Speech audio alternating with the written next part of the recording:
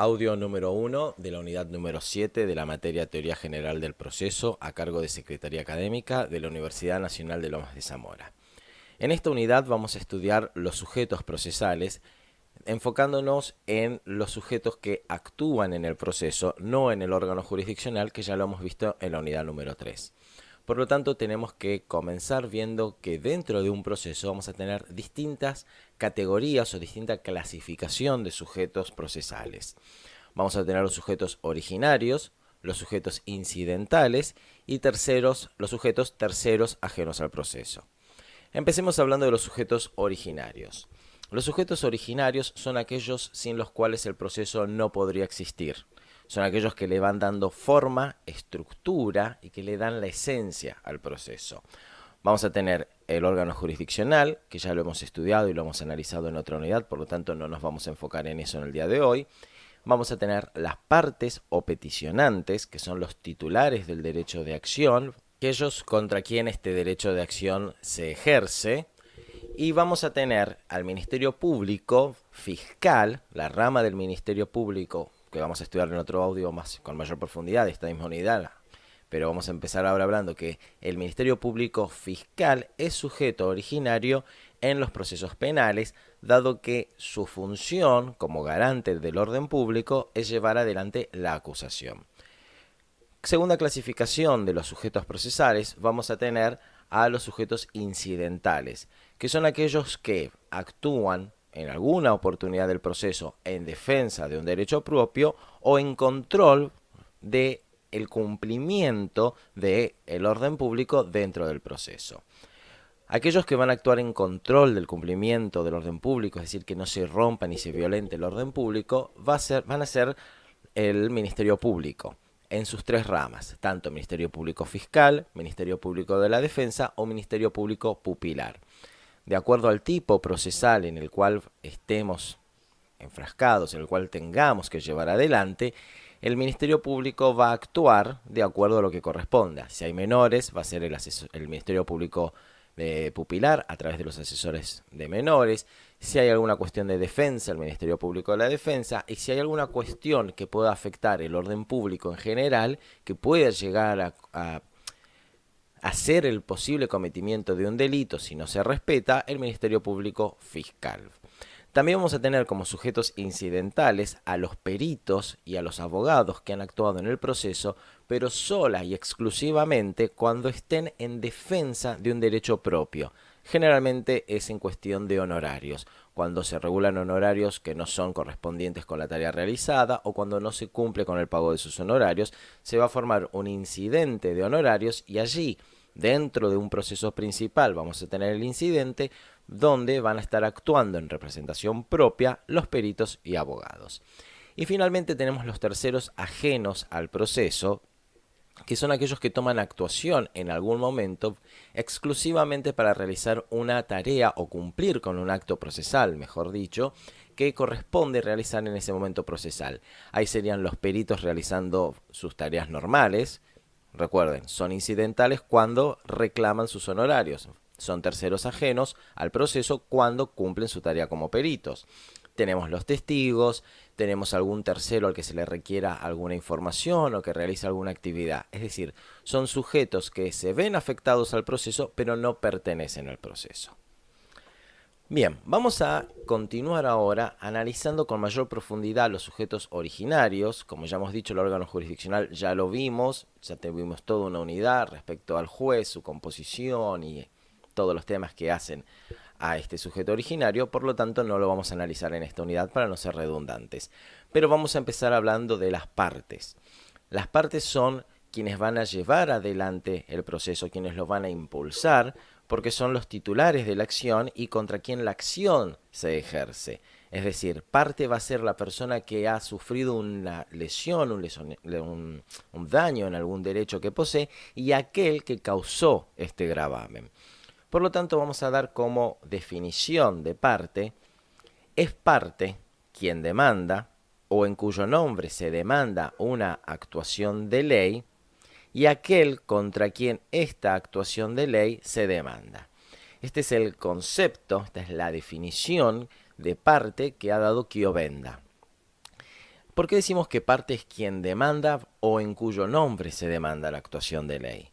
Porque el titular de la acción es aquel que tiene un derecho que ha sido lesionado. Sin embargo, puede ser que, por distintos motivos que vamos a ver más adelante, que son las causales de incapacidad, o porque simplemente no desee estar en el proceso, nombre un representante. Por eso parte va a ser quien demanda cuando el titular del derecho de acción actúa por sí mismo, o en cuyo nombre se demanda cuando utiliza un representante, tutor o curador según corresponda el caso. Tengan en cuenta que los abogados no somos la parte y no somos el representante, salvo que hayamos sido designados como letrados apoderados, es decir, que tengamos un poder para actuar en nombre de la persona. Si no, siempre vamos a ser auxiliares de las partes, los abogados. Entonces, parte es el titular del derecho de acción que se ha visto afectado. Y la otra parte que va a necesitar el proceso, es decir, la parte demandada, el actor es el titular del derecho de acción, la parte demandada es aquel contra quien se ejerce el derecho de acción porque es el que ha causado el origen del derecho, es el que ha dañado un derecho particular de alguna persona y por lo tanto nació el derecho de acción. Las partes en el proceso deben cumplir, mejor dicho, con dos requisitos para poder revestir el carácter de parte, es decir, para poder ser partes procesales, que son la legitimación y la capacidad. La legitimación va a estar dada por ser el titular del derecho de acción y aquel quien generó el surgimiento del derecho de acción. Es decir, la parte actora va a tener legitimación siempre y cuando sea el titular del derecho que se ha lesionado, por lo tanto el titular de la acción o del derecho de acción. Esto es lo que se denomina legitimación activa. La parte demandada va a tener legitimación siempre que éste haya sido quien generó el nacimiento o el surgimiento del derecho de acción de la otra parte, es decir, quien violentó un derecho. Para poner un ejemplo sencillo, en un proceso laboral por despido, el actor va a ser el empleado despedido, porque el derecho de acción lo tiene él desde el momento en que fue despedido. El demandado va a ser el empleador que lo despidió, porque el derecho de acción surgió cuando éste terminó el vínculo laboral y despidió al empleado.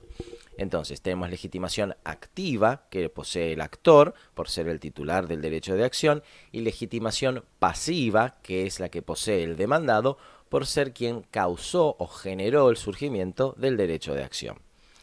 El segundo requisito para revestir el carácter de parte es la capacidad.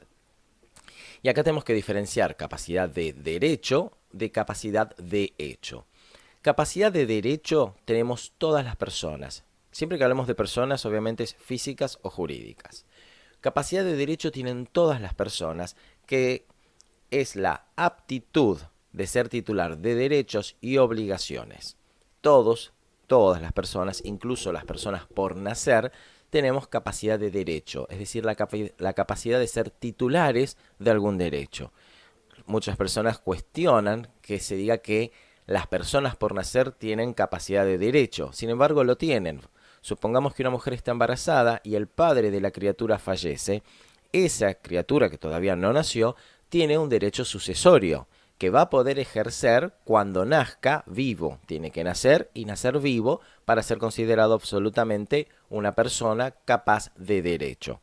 Entonces, las personas por nacer también tienen capacidad de derecho como tenemos todo el resto de las personas.